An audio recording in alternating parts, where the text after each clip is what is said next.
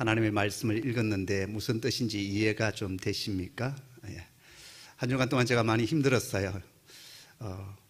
본문의 말씀을 읽으면 무슨 뜻인지는 알 것 같은데 이걸 쉽게 어떻게 우리 성도들에게 전달할까? 그게 이제 설교자의 고민이거든요. 그래서 참 고생을 조금 했습니다. 여러분도 오늘 정신 바짝 차리고 말씀을 잘 들었으면 좋겠다라는 생각을 합니다. 영화 대부라고 하는 영화를 여러분 아시지요? 이탈리아 마피아 조직을 배경으로 했던 영화입니다. 제1편의 주인공이 아버지 대부로서는 그 말론 브란도가 나오고요, 아들 대부는 우리가 잘 아는 알 파치노가 나오지 않습니까? 이 영화에 인상적인 장면이 하나 있는데요, 이제 아버지의 뒤를 이어서 아들, 이 마이클 꼴레오네라고 하는 이 아들이 이제 대부의 자리에 오르게 됩니다. 그리고 이제 큰 파티 잔치가 있은 뒤에 이 아버지 대부와 아들 대부가 대저택 그 정원에서 서로 마주 앉아서 자신들의 미래, 이 마피아 패밀리의 미래가 어떻게 갔으면 좋을런지 이런저런 얘기를 나누면서 이 아버지가 이제 아들에게 이런 얘기를 해요. 나는 사실 너에게 마피아 대부의 자리를 물려주고 싶지는 않았다. 나는 너의 시대에 와서는 상원 의원 꼴레오네, 주지사 꼴레오네, 그렇게 사람들이 불리워지기를 간절히 원했다. 그렇게 자신의 소원을 얘기해요. 그러자 이제 아들 마이클이 그 아버지의 손을 잡으면서 이렇게 얘기합니다. 아버지, 우리는 반드시 그곳에 도달하게 될 것입니다. 그리고 이제 대부 3편에 들어와서는 이 아들 마이클이요, 아버지와 약속했던 그것을 지키기 위해서 자기 마피아 패밀리를 합법적인 지위로 올리기 위해서 무진 애를 쓰는 그런 장면들이 계속 나옵니다. 특히 그는 누구에게 접근하냐 하면 이 이탈리아의 가장 강한 세력이 뭐냐면 바로 이 카톨릭 조직 아니겠어요? 로마 카톨릭 천주교의 조직인데요, 그 천주교 주교들과 추기경들을 접근을 해요. 그러면서 많은 헌금을 이제 기부를 합니다. 그리고서 자신이 가지고 있는 재산과 그 많은 돈들을 이 카톨릭 교회를 통해서 세탁을 하고, 그리고 마피아 두목이라고 하는 이 위치를 합법적인 사업가로 이제 이렇게 바꾸는 작업들을 해 나갑니다. 근데 하지만 이게 그렇게 쉽지 않은 일이었습니다. 그런 기회가 올 때마다 그동안 저질렀던 그 어둠의 일들, 그동안 저질렀던 잘못된 많은 일들 때문에 결국 발목을 계속 잡힙니다. 결국에 가서는 그는 이런 한탄을 합니다. 내가 올라가려고 하면 할수록 나를 원래의 위치로 끌어당기는 것들이 있다. 그러면서 그는 그 야망의 자리를 결국 포기할 수밖에 없었어요.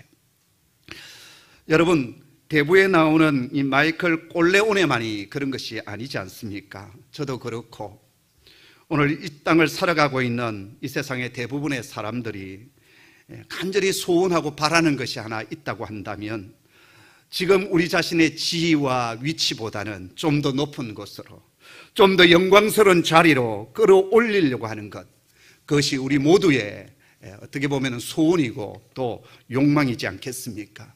저 낮은 자리에서 높은 자리로, 작은 자에서 큰 자리, 큰 자가 되는 것, 힘없는 자리에서 힘 있는 자리로 올라가는 것, 주목받지 못했던 자가 스포트라이트를 받으면서 영광을 누리는 자리로 올라가려고 하는 것, 그것이 우리의 꿈이고 소원이지 않겠습니까?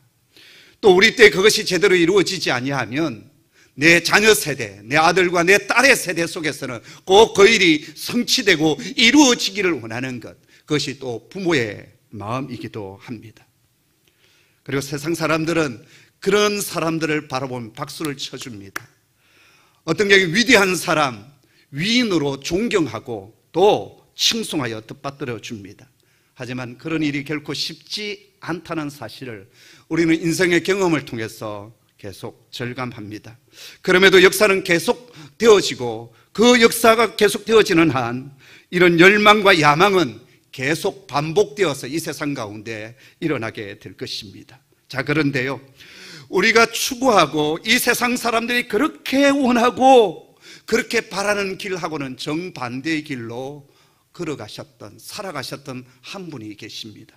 바로 우리 주 예수 그리스도이십니다.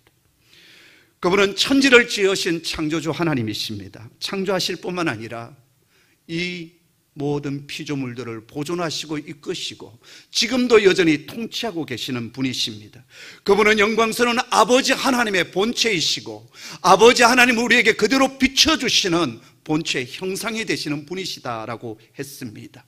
뿐만 아니라 그분은 하나님 보좌 우편에 앉아 계셔서 온 세상을 통치하시는 만왕의 왕이시고 만주의 주가 되십니다. 이것이 히브리서 1장에서 계속 말씀해 주셨던 내용입니다. 자, 그런데 이제 히브리서 2장에 들어와서 그렇게 높고 위대하신 만왕의 왕이신 그분이 철저히 그리고 한없이 낮아지고 계십니다. 하나님의 본체이신 그분이 온 우주 만물을 통치하시는 하나님의 맏아들 되신 그분께서 연약하고 한계를 가지고 있는 사람의 모양으로 우리 가운데 오셨다라는 것입니다. 뿐만 아닙니다. 연약하기 짝이 없는 사람의 모양으로 오셨을 뿐만 아니라 심지어 이 세상에서 가장 지옥스러운, 가장 저주스러운, 가장 추악한 사람이 달려서 죽어가는 십자가의 사형 은도를 받으시고 처절하게 찢기시고 상하시고 그리고 사람들의 조롱과 멸시와 침뱉음을 당하시면서 죽어가셨습니다. 자, 그렇게 예수님의 삶이 끝이 났다고 한다면 우리는 더 이상 그분을 주목할 필요가 없을 것입니다. 그리고 세상의 역사는 참 억울하게 돌아가신 분, 역사적인 희생양으로 돌아가신 분, 그렇게 한 줄 기록하면 될 것입니다.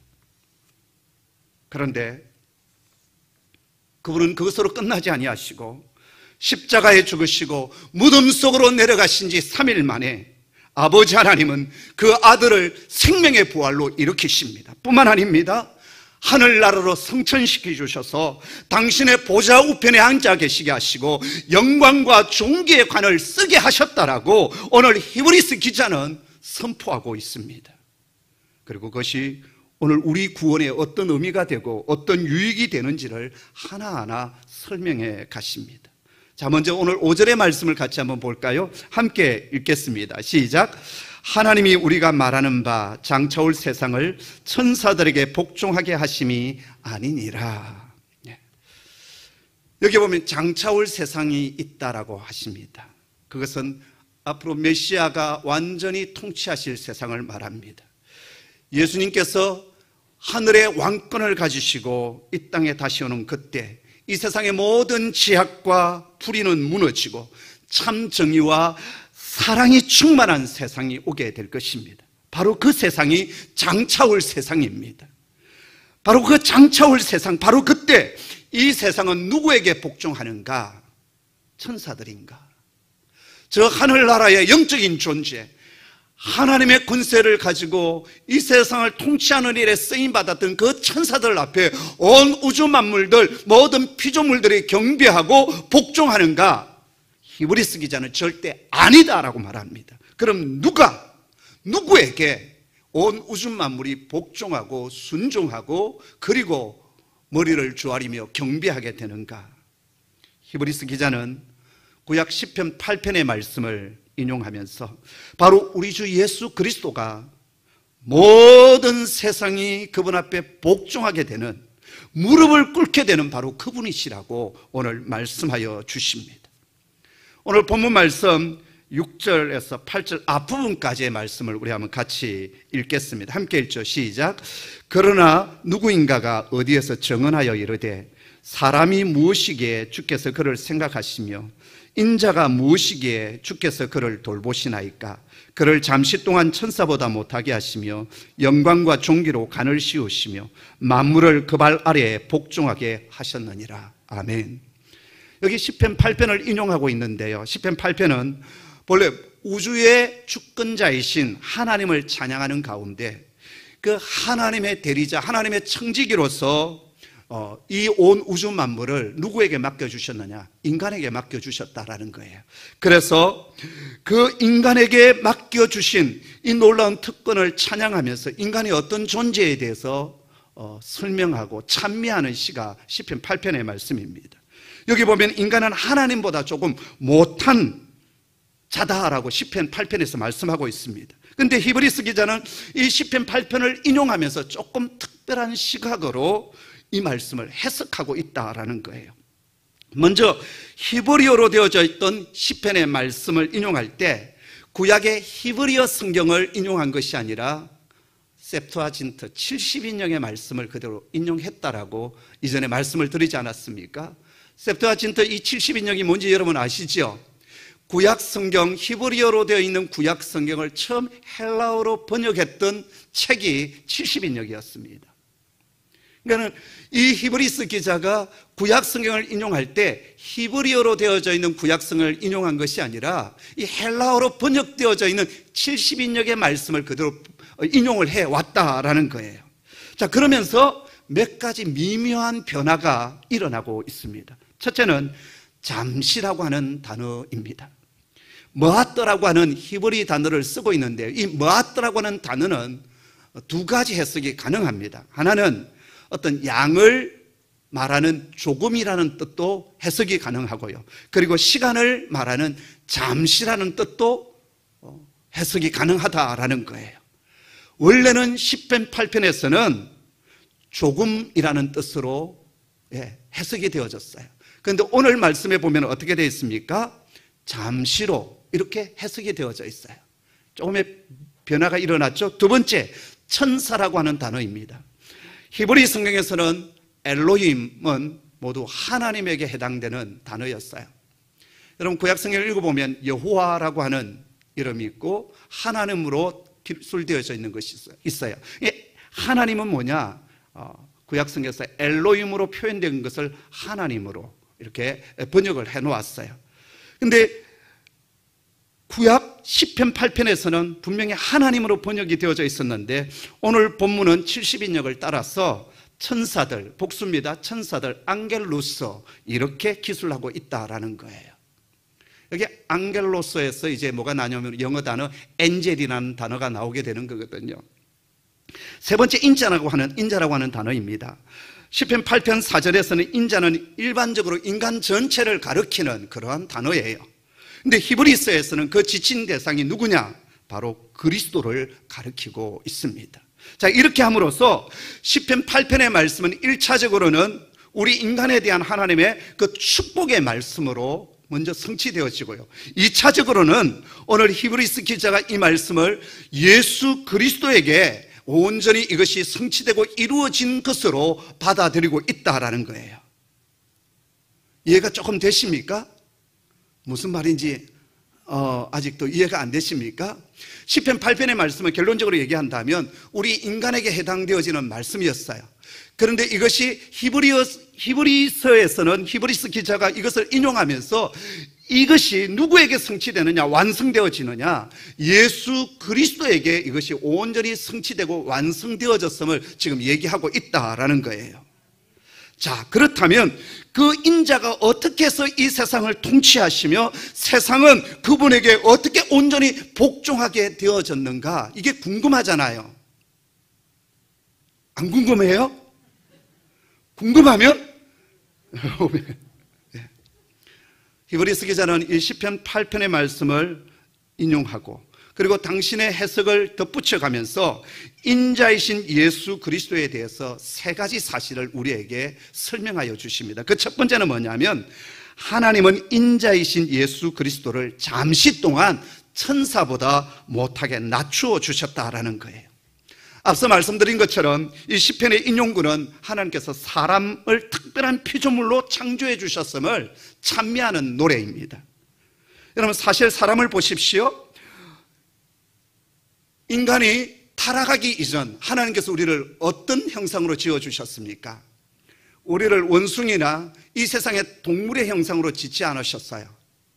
하나님의 형상, 당신의 형상으로 우리를 지어주셨다고 했어요. 우리 속에 뭐가 있느냐? 하나님의 신성이 있는 거예요. 그런데 사실 지금 우리가 바라보면 어떻습니까? 타락한 인간의 모습은 분명히 천사보다 못한 존재로 보이게 됩니다. 하지만 하나님께서 타락하기 이전에 우리를 처음 만들어 주셨을 때 당신의 형상, 그 하나님의 영이 거하는 하나님의 신실한 그러한 청지기로 우리를 창조해 주셨다라는 거예요. 그런데 여러분, 죄로 인하여서 이 모든 것이 무너지고 망가졌습니다. 근데 하나님은 아들을 통하여서 우리를 양자 삼아 주시고 다시 우리를 종교와 영광의 간으로 우리를 씌워 주셨다라는 거예요. 뿐만 아닙니다. 하나님께서는 이 세상을 통치하는 자로 우리 사람에게 뭘 주셨어요? 생육하고 번성하여 이 땅에 충만하라. 그 영광을 우리에게 허락해 주셨어요. 죄로 인하여 이 모든 것이 다 깨어져 버렸지만 예수 그리스도를 통해서 다시 우리에게 그 권세를 허락해 주시는 겁니다.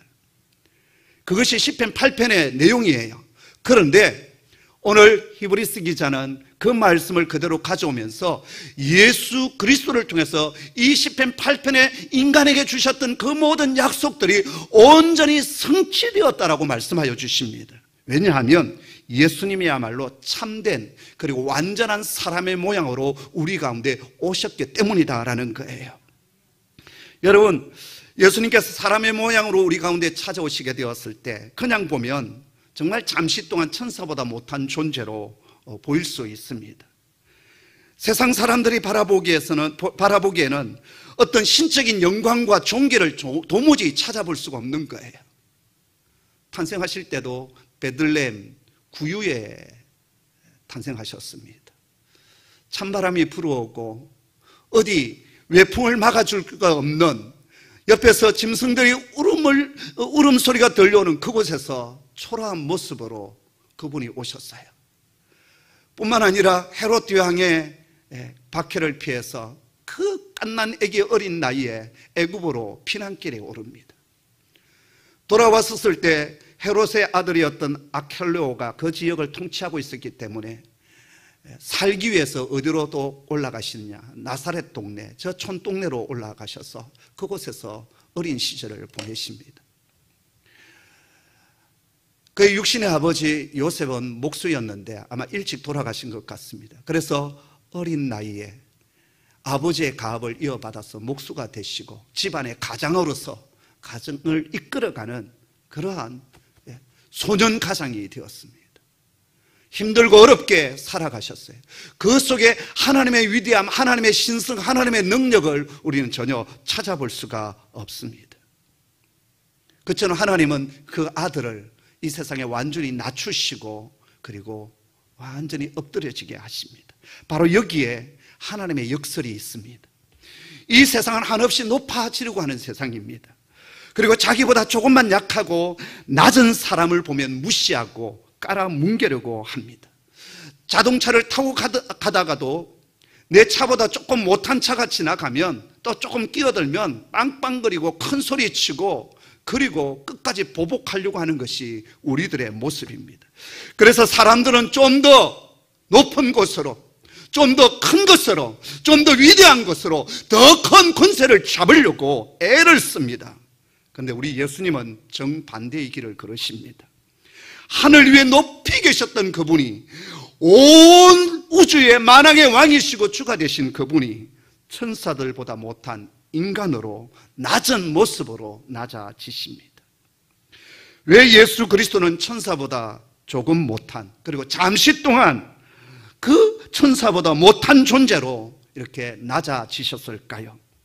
그 이유에 대해서는 다음 주일에 정말 상세하게 말씀드리겠는데요, 한마디만 말씀드린다면 우리 인간을 온전히 공감하시기 위함이었습니다. 우리가 가지고 있는 슬픔, 아픔, 인간으로 살아가는 우리 자신의 여러 가지 기가 막힌 문제들, 누구에게도 말할 수 없는 이 실존적인 문제를 하나님 그분은 온전히 공감하시기 위하여 어린 아이의 모습으로 이 땅에 오셨고 자라나셨고 그리고 삶을 살아가셨습니다. 그래서 우리의 모든 것을 체휼을 하시기 위해서, 공감하시기 위하여 몸을 입고 우리 가운데 오신 겁니다. 자세한 이야기는 다음 주일에 좀 더 말씀드리도록 하겠습니다. 자, 두 번째, 한없이 낮아지신 그리스도를 아버지 하나님은 어떻게 하셨는가? 일으키시고 영광과 존귀의 관을 씌워 주셨습니다. 7절의 말씀인데요, 같이 읽습니다. 시작. 그를 잠시 동안 천사보다 못하게 하시며 영광과 존귀로 관을 씌우시며. 아멘. 그리고 여러분 9절의 말씀을 같이 보겠습니다. 좀 긴 구절인데요, 자, 정신을 차리시고 읽도록 하겠습니다. 시작. 오직 우리가 천사들보다 잠시 동안 못하게 하심을 입은 자, 곧 죽음의 고난 받으심으로 말미암아 영광과 존귀로 관을 쓰신 예수를 보니 이를 행하심은 하나님의 은혜로 말미암아 모든 사람을 위하여 죽음을 맛보려 하심이라. 아멘. 자, 보십시오. 예수님은 천사보다 못한 사람의 모양으로 오셔서 한없이 낮아지셨습니다. 뿐만 아닙니다, 사람이 더 이상 감당할 수 없는 죽음의 고난까지 받으셨어요.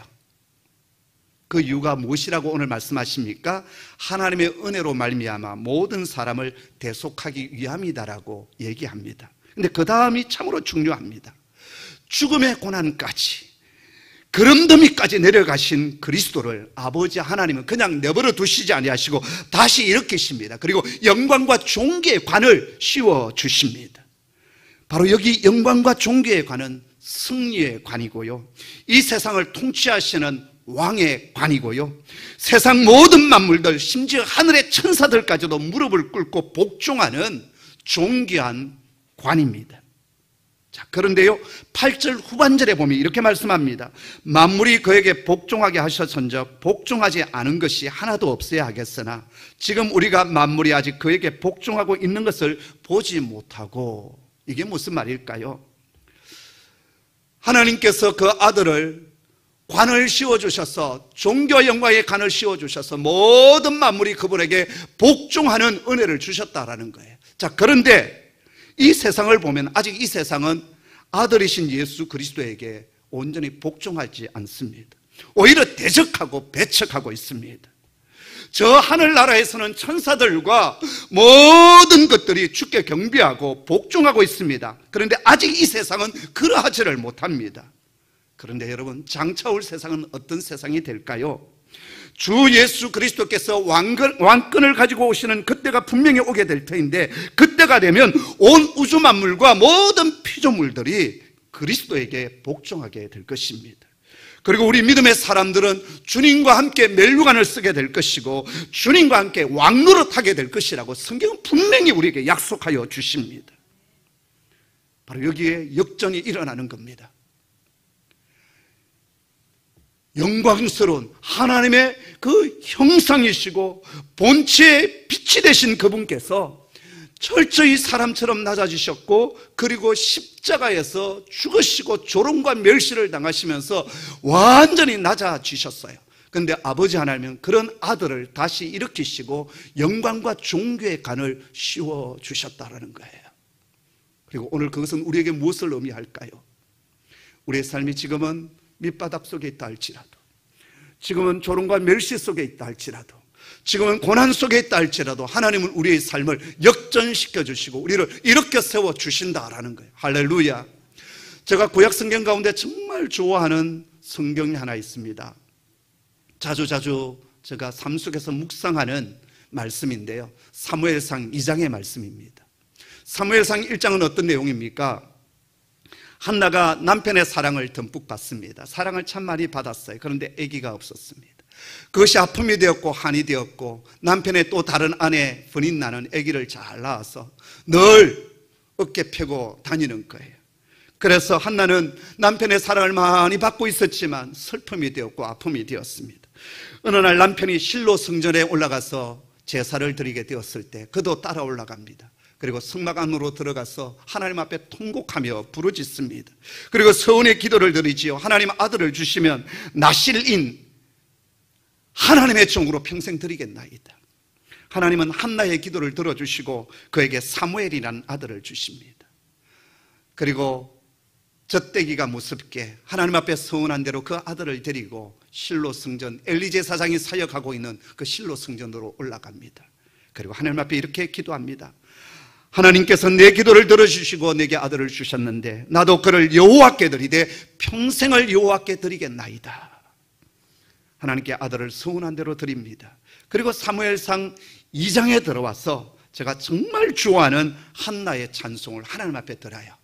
이건 한나의 신앙 고백이었습니다. 한번 읽어드리겠습니다.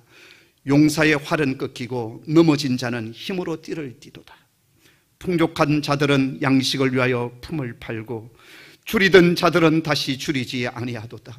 전에 임신하지 못하던 자는 7을 낳았고 많은 자녀를 둔 자는 세약하도다.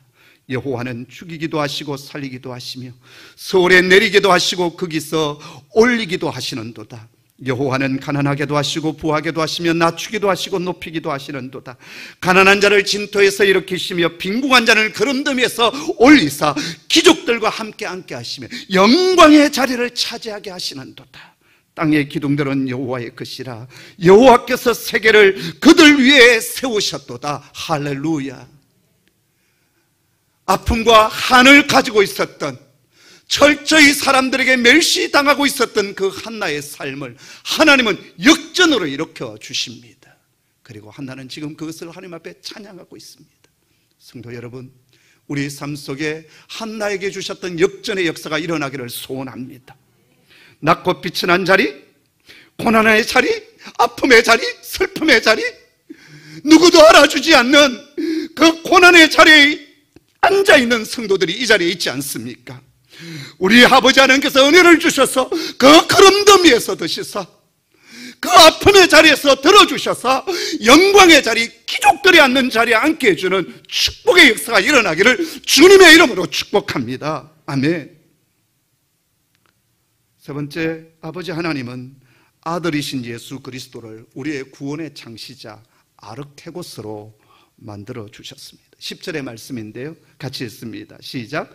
그러므로 만물이 그를 위하고 또한 그로 말미암은 이가 많은 아들들을 이끌어 영광에 들어가게 하시는 일에 그들의 구원의 창시자가 고난을 통하여 온전하게 하심이 합당하도다. 아멘.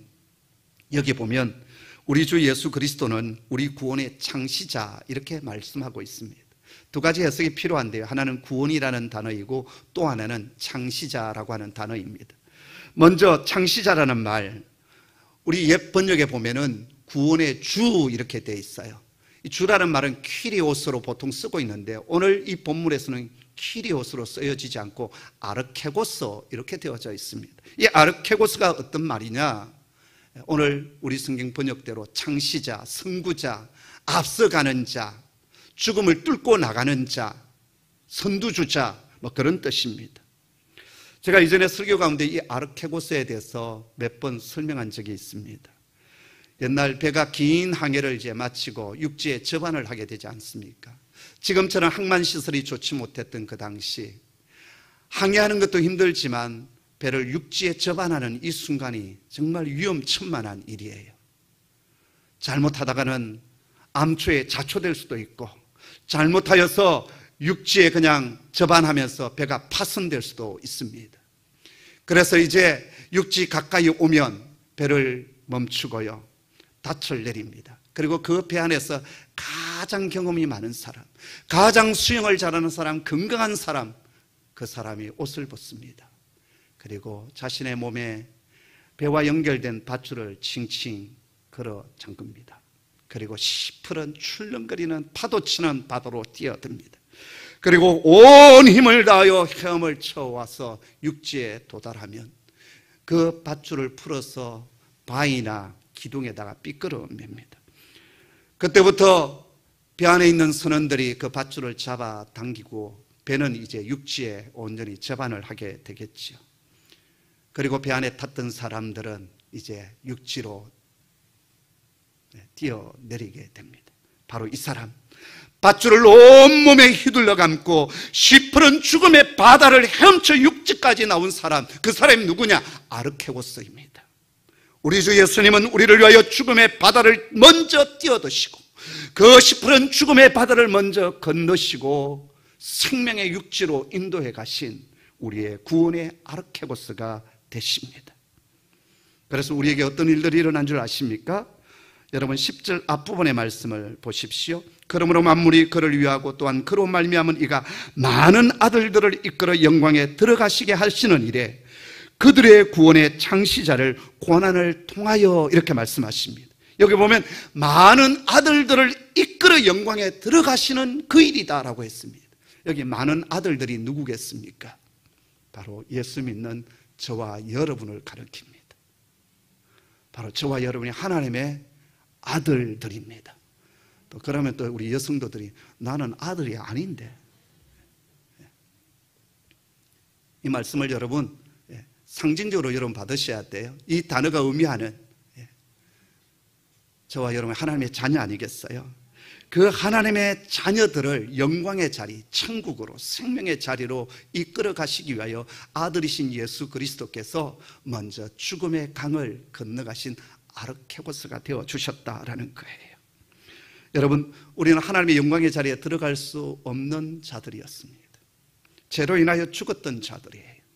그런데 주님은 우리를 위하여 그 죽음의 강을 먼저 건너시고 우리 구원의 아르케고스가 되어 주셨습니다. 그리고 우리를 생명의 땅으로, 아버지의 나라로 우리를 인도하여 주셨습니다. 자, 그 다음 또 우리가 해석해야 될 것이 있는데요, 구원이라고 하는 단어입니다. 지난주일에 구원은 두 가지 의미가 있다고 했습니다. 하나는 영적인 의미가 있고 또 하나는 육적인 의미가 있다라고 했어요. 구원이라는 단어는 헬라어로 소조라고 하는 단어를 쓰고 있는데요, 여기에서 이제 구원자, 소테르라고 하는 단어가 나왔습니다. 이 구원이라는 말을 쓸 때 우리는 보통 영적인 구원만 많이 생각합니다. 그러나 성경에서 말씀하고 있는 구원은 영적인 구원뿐만 아니라 전인적인 구원이 다 포함됩니다. 죄에서 구원받는 것, 영적인 구원입니다. 지옥에서 천국으로, 사망에서 생명으로 옮겨지는 것, 영적 구원입니다. 우리에게 이미 이 구원의 역사가 시작됨을 저는 믿습니다. 자, 그런데요, 구원의 또 하나의 의미는 우리의 삶의 위기에서 우리를 건져주신다는 뜻이 꼭 담겨져 있습니다. 지난주 노동을 하면서 성경 말씀을 계속 통독 프로그램을 통해서 듣고 있었는데요, 여러분 계속 성경을 올해 통독해 가시지요? 예. 이병희 사모는 지난주에 오독했다고. 와, 역시 여성은 즐겨요. 저는 이번 주 되면 이제 이독하게 될 것 같습니다. 우리 아무래도 남성들은 일을 해야 되기 때문에 집중해서 성경을 통독하고 읽기가 쉽지는 않을 것 같습니다. 그럼에도 불구하고 여러분 일독이라도 좋으니까 여러분 성경을 계속 읽어갔으면 좋겠어요. 제가 이제 성경을 이렇게 쭉 일을 하면서 듣고 있었는데요, 마가복음 5장의 말씀이 강하게 제게 부딪혀 왔습니다. 그리고 오늘 말씀과 연결이 되어졌어요.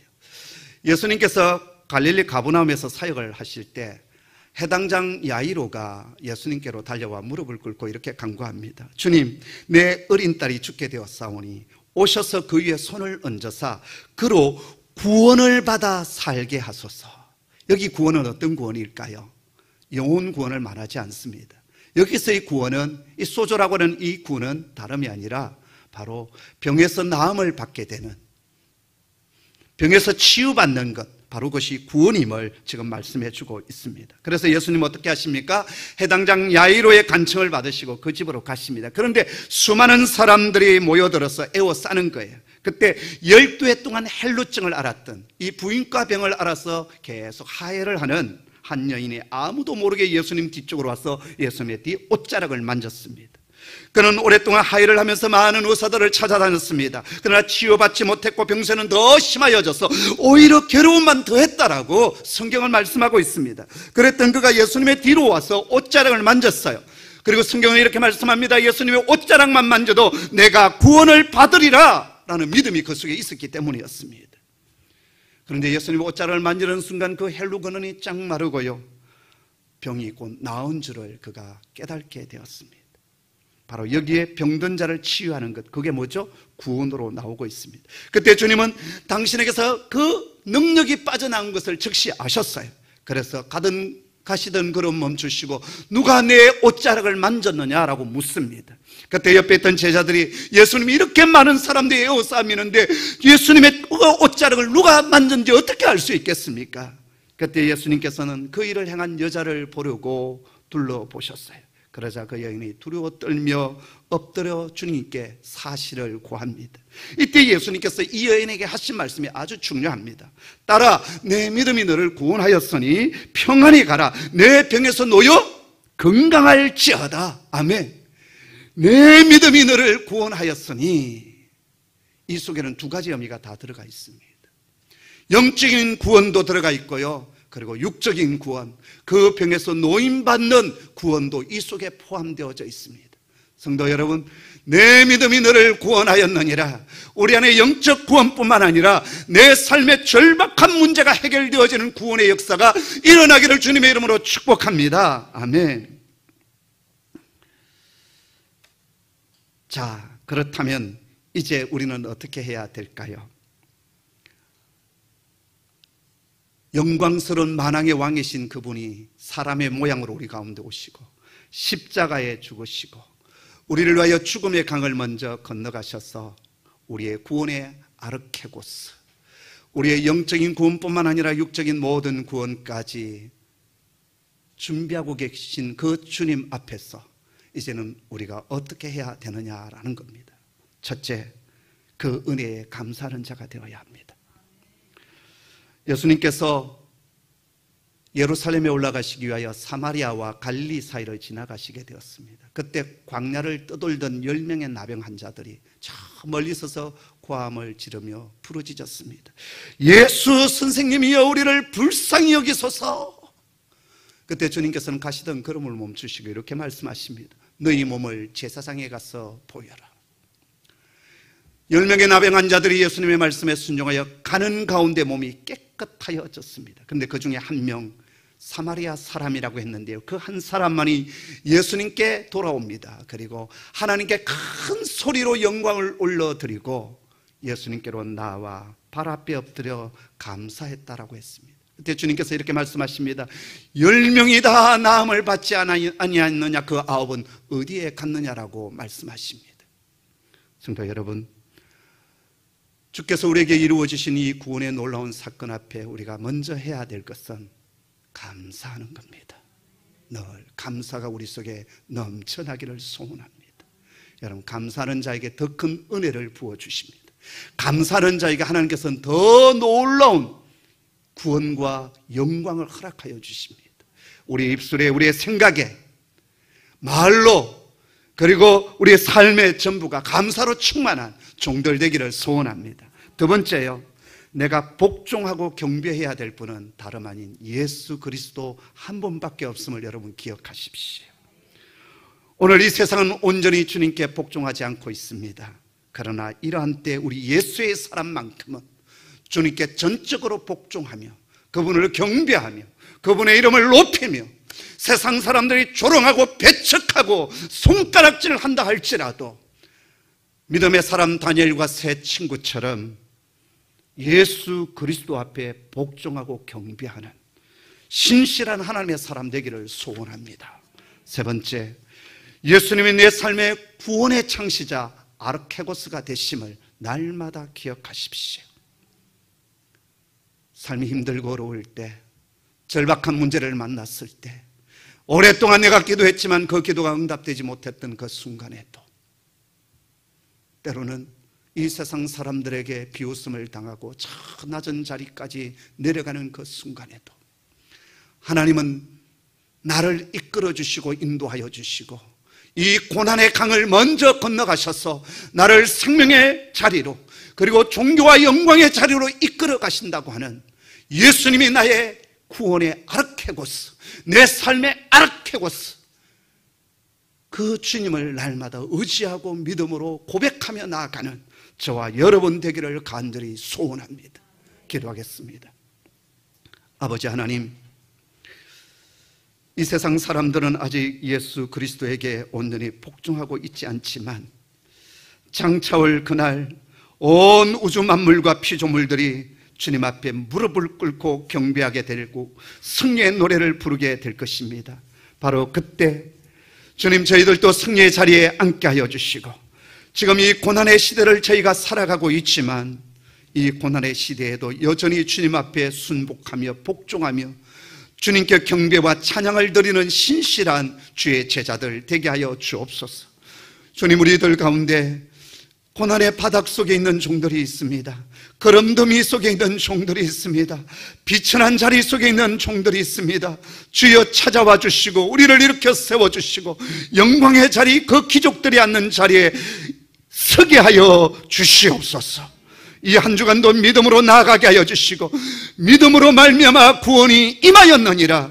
그 놀라운 기적의 역사가 한 주간 우리의 삶의 현장 속에 일어나게 하여 주옵소서. 예수님의 이름으로 기도드리옵나이다. 아멘.